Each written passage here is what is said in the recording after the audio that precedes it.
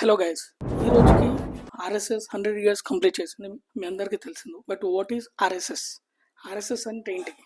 చాలామంది ఆర్ఎస్ఎస్ అనగానే పొలిటికల్ పార్టీకి సంబంధించిన ఒక ఆర్గనైజేషన్ అనుకుంటారు.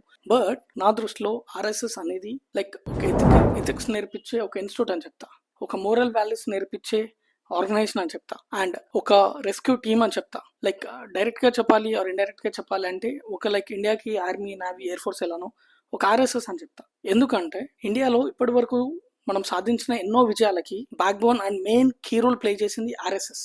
ఇదే కాకుండా 1962 ఇండియా చైనా వార్లో కూడా ఇండియన్ ఆర్మీకి హెల్ప్ చేసింది ఆర్ఎస్ఎస్ కార్యకర్తస్. అండ్ 1965 ఇండియా పాకిస్తాన్ వార్లో కూడా ఇండియన్ ఆర్మీకి సపోర్ట్ చేసింది ఆర్ఎస్ఎస్. అంటే బ్యాక్ ఎండ్ లో ఎలా వర్క్ చేశారంటే ఇండియన్ ఆర్మీకి ఎంతో మందికి గాయపడిన ఆర్మీ సోల్జర్స్ కి బ్లడ్ డొనేట్ చేసింది ఆర్ఎస్ఎస్ కార్యకర్తస్.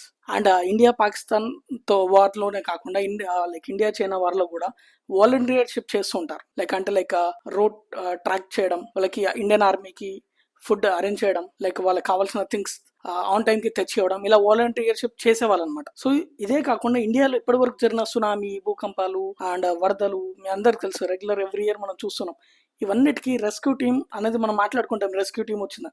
రెస్క్యూ టీమ్ లో వర్క్ చేసేది ఆల్మోస్ట్ ఆర్ఎస్ఎస్ కార్యకర్తాస్. ఇండియాలో ఇప్పటి వరకు జరిగిన ఎన్ని డిసాస్టర్స్ కి అయినా ఆర్ఎస్ఎస్ అనేది మెయిన్ కీ రోల్ గా పనిచేస్తుంది. అంతెందుకు కాశ్మీర్ ఇండియాలో విలీనం అయ్యే మూమెంట్ లో నెహ్రూ గవర్నమెంట్ ఆర్ఎస్ఎస్ సపోర్ట్ తీసుకొని కాశ్మీర్ ని ఇండియాలో విలీనం చేశారు. నాట్ ఓన్లీ కాశ్మీర్, దాద్రా నగర్ హవేలీ, గోవా ఈ ప్రాంతాలు కూడా ఇండియాలో విలీనం అవ్వడానికి ఆర్ఎస్ఎస్ మెయిన్ కీ రోల్ గా పనిచేసింది. సో నేనేం చెప్తున్నా అంటే ఈ రోజు మార్నింగ్ ఆర్ఎస్ఎస్ కార్యకర్తస్ ర్యాలీ చేస్తున్న టైంలో నేను చూసాను ఏంటి అంటే ఆల్మోస్ట్ ఒక 100 లో 80%, 75% లైక్ ఏజ్ పీపుల్ ఉన్నారు. లైక్ 45 అబో, 50 అబో ఉన్నారు. మరి యంగ్స్టర్స్ సెట్టిపోయారు. ఒక 10 to 15 మెంబర్స్ మాత్రమే నేను చూస్తున్నాను. అది కూడా 25, 30 అబో వాళ్ళని. వాట్ అబౌట్ యంగ్స్టర్ ఏం చేస్తున్నారు? ప్రెసెంట్ ఇంట్లో కూర్చొని వీడియో గేమ్స్ ఆడుతున్నారు. నా పేరెంట్స్ కి రిక్వెస్ట్ చేసేది ఏంటంటే ఆర్ఎస్ఎస్ లాంటి ఆర్గనైజేషన్ లో జాయిన్ చేయండి పిల్లల్ని.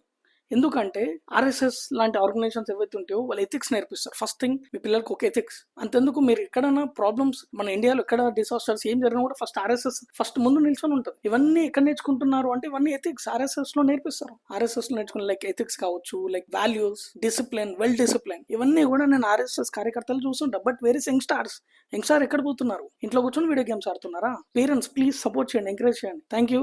All the best.